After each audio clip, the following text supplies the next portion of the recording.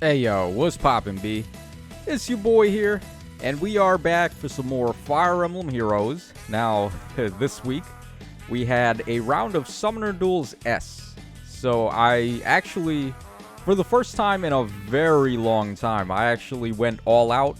I played until I got knocked out, which typically I used to just play one or two fights and just call it quits there. Just because of a lack of interest in the game back then. I don't know what actually happened, but all of a sudden I feel like my interest in the game has been renewed.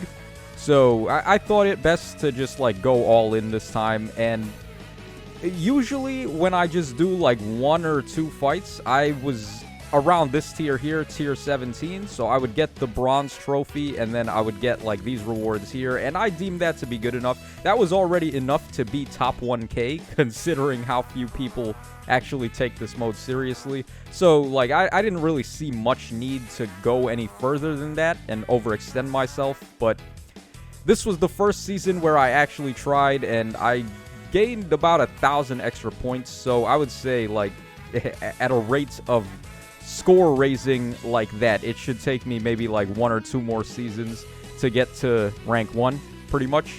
Now, I actually am a little upset because I could have did way better than I actually ended up doing if I had the sense to just listen to myself. I don't know why I decided to run like all these armored units here with save skills. The idea was to like try to counter what enemies are doing, because the map that we have for this season is very biased towards melee calves, because there's not really a way to stop them. I mean, you can make a little choke point here if you put a unit there. You got like a save unit around here. You got like your Kanto control around here, and you just make like a little choke point there. But nah, dude, there's like no point. Why even try baiting in this game? There's no baiting anything. So I should have had the sense to not run armored units at all and just do this, which is what I saw all my success with. I just played all offense. First team was a Hinoka line with Gulveig for multiple actions, Thor to negate what the enemies are doing, and then of course Lysithea, because nothing is tanking Lysithea. Then I had this team over here. We have a Pathfinder like daisy chain where I can run up with units like Ira and Freyr and just attack the enemies and then Kanto myself to safety. Then I had a final boss team with Legendary Chrom, where he's getting bonus doubler, he's getting rally spectrum, he's getting triangle attack, and he's getting treachery and all the stuff. So yeah, like this was the final boss team. And then finally I had a like Kanto combo team with Seliph and Nia. So the idea here was that if they've got far save, then I can just attack with Seliph. If they've got near save, I can attack with Nina. Or if they've got both, I just turn that shit off with Emblem, and then I still just dominate them with my Seliph and Nina. And we've got Asker and Chrom to provide the pulse support, where we can reduce our special cooldown costs, so we can just pop them with lethality or blazing wind and get the easy KOs. So this is what I saw the most success with, and I would actually recommend, if you're a free-to-play player, I can understand like if you're a whale and you've got everything at plus 10 and you've got like all the best skill inheritance on all your units, then maybe at that point armors start to look a little better, because they benefit so much from being at plus 10. You guys have no idea. Like for these bait units, they really need as many stats as possible, more so than the offensive units, I would say. So if you're like free to play, then offense should be what you're trying to do. Okay, so let's go ahead and take a look at some replays here. There's also still one day left in the season, so if you're watching this today, then perhaps this will give you a little bit of advice, maybe some tips on what you can do to help improve your final day if you still have fights left. So we're not going to watch all the fights, we'll just watch a couple. But as I said, like the first couple of fights we lost were because I was using a bunch of booty armor units that don't do anything, so that's my bad there. So first fight was a loss. Second fight, somehow, I don't know how we ended up getting a win there with those lame-ass armor units. And then we took 2 more losses there. So I basically took 3 losses in a row from using the bait units. Then when we started using the offense units, we literally won 10 fights straight. up until I eventually got knocked out. And this was a very close fight as well. Des Volga, by the way, shout outs to Des Volga. I actually know him. He is a Twitch streamer. Pretty cool guy. So, very close fight. I got knocked out barely. I actually had a misplay here, so it was a skill issue. Yeah, that's just me getting some of the ring rust off. If I was more, like, in practice, I feel like I easily could have did better this season, like I said. But this was the first season in a very long time where I really put in some effort. So, I'll definitely do better next season. All right, let's go ahead and watch a couple of replays here. We're going to start with this one against It Failed. I lost this fight, but it's a very good learning experience, especially for those Altina naysayers, because I just got steamrolled by this Altina. Now, I was very afraid of this team. I know what Altina is capable of, because I know better. But I allowed him to get away with this because I vetoed 2 of his other more difficult-looking teams, and I was so positive that Hardy-bearing Thor was going to be able to answer his Altina. So I was like, all right, let's let him use that. I'm not too afraid of I'm very afraid of Altina, but I felt like I had sufficient enough material to get rid of her. So this team here, I don't even want to explain this. I have Edelgard there with near save. I've got Not with also Kanto control. The idea was to let Ira just dominate with Pathfinder and her extra movement, and then maybe Chrom can also repo her in to get some better movement.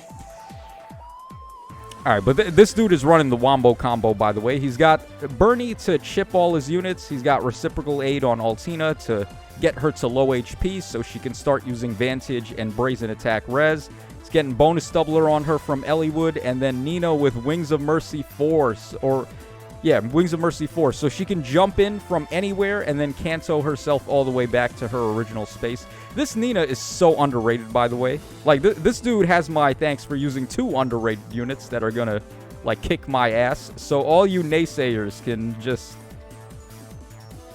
get blown out here. Okay, so I popped Thor's duo skill here. He smites in Altina. Obviously, I'm very afraid of what she's capable of, so I turn off her bonus doubler and all her bonuses, and I'm so positive at this point that Thor is going to be able to take her. That's not the case at all. If Thor could have beaten Altina there, I would have had her attack. I think I did like 3 damage to her or something. So I was like, yeah, that's not happening. So I just moved Thor out of the way, and then it's a wash from this point. There's really nothing I can do here. So Altina just crushes me. Of course, she's a flying melee-type unit that has nullification of DR, which is so rare, and one of the reasons why she's so powerful. She's also hella bulky, too. So just do not underestimate Altina, man. I consider her a top 10 red unit in the game, and I don't think I'm wrong about that. So there you guys go there. She's also very good on this map. Like, just flyers don't have any bad maps. That's another thing to keep in mind. While Cavs have bad maps when trench tiles and trees are a thing, the flyers just run through all of that shit. Alright, we'll take a look at this fight too. I believe this is the only fight where I was able to use the Chrom team, so we'll watch this one. Alright, so final boss Chrom. A lot of people vetoed this team actually, because they're well aware of what my Chrom is capable of.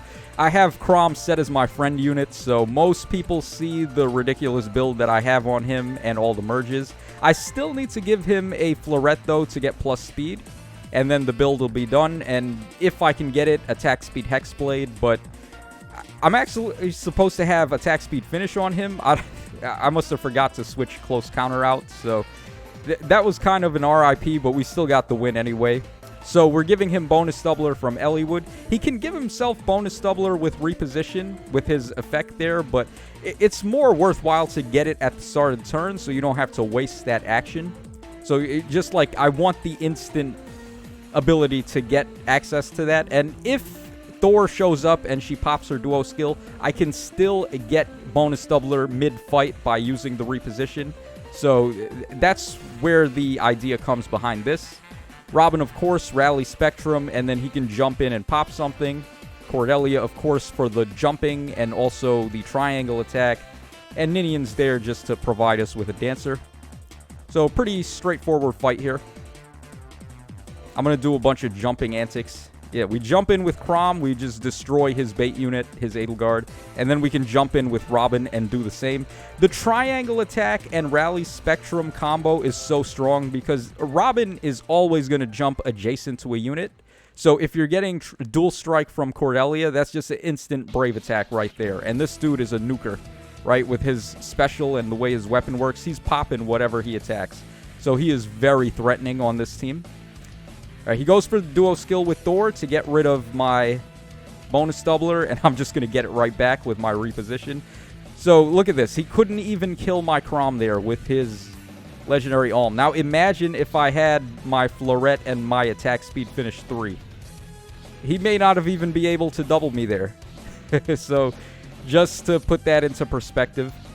All right, I went with the attack with Robin. I knew he was going to target Chrom there because Chrom's the final boss, so we're just able to easily get a bunch of KOs here and just quickly finish up that fight. So that one went pretty well.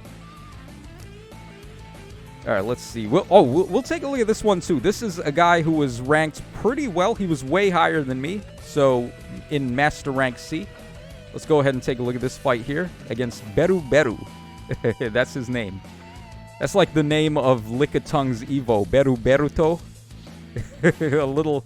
That's just showing my stupid random Pokemon knowledge. Alright, so the idea with this team, I explained it already. Nina and Seliph are going to be just like my attackers. They both have Kanto. I've got hit and run on Seliph as well, so he can Kanto back even more. Emblem is very disgusting on this map because you can put her over here or you can put her like in any of these 3 squares, basically. She's going to just inflict undefended on all the enemies. And when you pop Nina's duo skill, if you get her like around here somewhere, and then you pop the duo skill, and then she's getting a fork where she could attack multiple units. They call that a fork in chess. If Nina's able to do that, then they can't really guard too well against that. So their whole team is hit by undefended, unless they've got King Freyr or something. And then Nina pops the duo skill, and you can hit multiple opponents and then just Kanto back to safety. It's just an easy way to get a clean win. Alright, so this guy, he goes for the duo skill with Dagger right away. He's trying to like just Pathfinder combo me. So I go for my duo skill to get some special cooldown reduction here. Alright, he repos in Seliph. He's going to try to throw Seliph at me, so I just repo Nina for more special reduction. I allow him to attack Seliph there. Now, he probably got caught off guard. He's got Might of Myriads on his Seliph. I don't know what he thought my Seliph had, but he certainly did not expect this one's, the secret maneuver. So I'm getting another -1 special trigger on my Seliph here. He might have thought I was going to try to get it ready with like Chrom using reposition on him. But nah, I went for the super consistency here with this Captain Seal. So on the next turn, Nina and Seliph will both have their specials ready, and I don't think he predicted that. So that was why I was able to win this fight, actually, so easily. Alright, so he gets his Seliph Kantoed back. Now I'm going to activate my AoE, and there you go. AoE Seliph is so good. It fixes a lot of his issues, too. Like, Seliph, his speed didn't age the best. So what you can do, just give him an AoE. So it's essentially like he's double attacking. And it also allows him to break through some miracle units too. So that's just very helpful in this meta. Alright, now it's just like do-si-do. I'm going to just kite all of his units with my Kanto and my attackers here. Yeah, there's really not much he can do here. Yeah, we just get another KO, we Kanto away, and he's like at a loss for moves, so he just surrenders on the spot there. I don't really blame him. There's not really much else he could have did. Alright, so a pretty good fight. We also got to use the Hinoka team once. This is like the only time it did not get vetoed. This guy allowed me to use it. So let's take a look at the Hinoka team in action.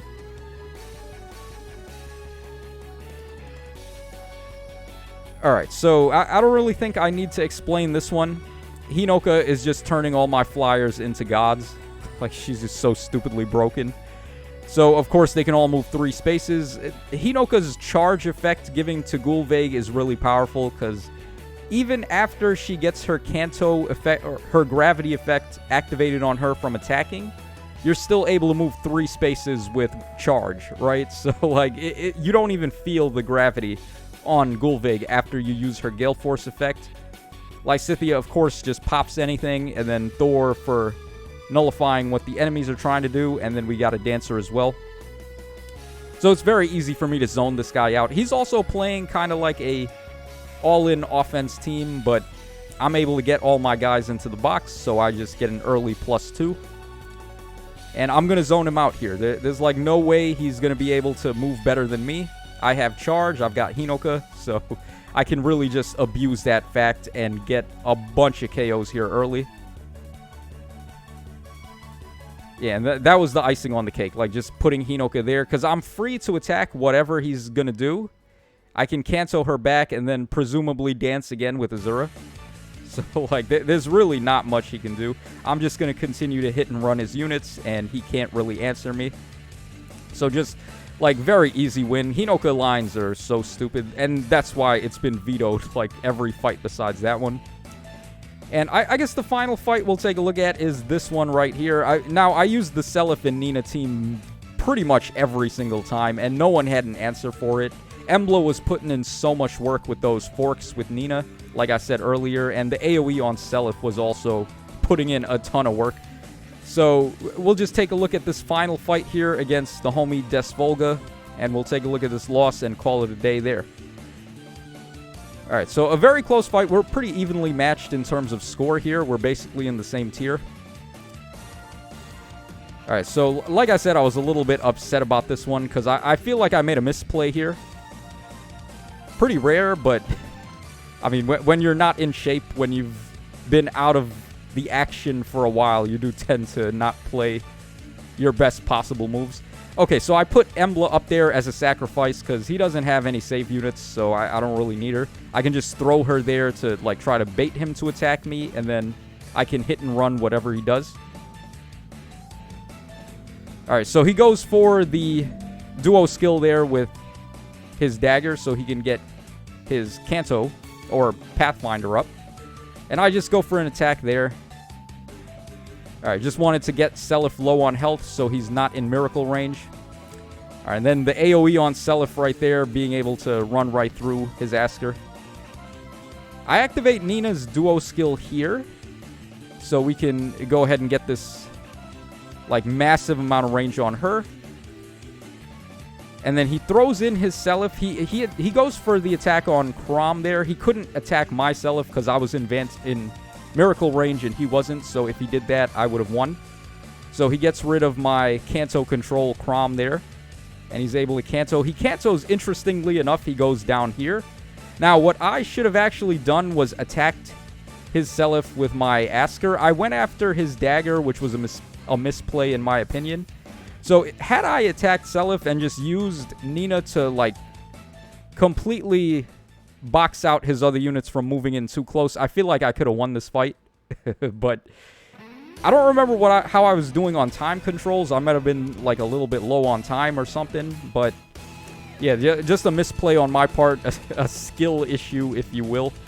He also had a very nice combo here. He had the Turmoil Seal on his Ninian, so, like, with Turmoil combined with Chrom, he can, like, reposition, move again, and then she can dance and move again. So it leads to a lot of action economy between these two. So I can't really be too mad about this. Like, homeboy knew what he was doing. Yeah, like, right there. You see all of that? Like, that's just tough. Like, all the moves he was able to make, and there's not really much I can do. Turmoil on Ninian, letting her move 4 spaces. There was really no safe spot for me to attack from. So I couldn't really do much. I was thinking maybe, like, repo Asker in, but I don't think Asker was going to be able to tank Ninian because she has half a null follow-up, and then she also gets Fire Sweep. So I just got rid of Ninian right there. He's going to get rid of my Nina, and then I'm unable to reach him with Asker, so he's able to get the win here. Very close fight, though. So shoutouts again to Desvolga. He is a streamer. So that pretty much wraps up my coverage and little breakdown here for this season of Summoner Duels S. Like I said, give me like 1 or 2 more seasons, and I'll probably get to rank 1 by then. If I had just had the sense, like I said earlier, to just go full offense and not try to worry about baiting, I would have did so much better. But it is what it is.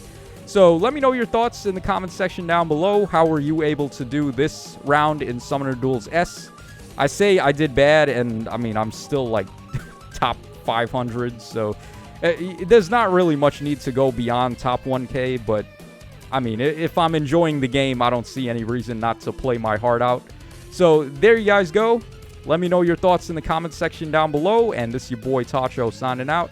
So take care, fellas, and I'll catch y'all again on the flip side.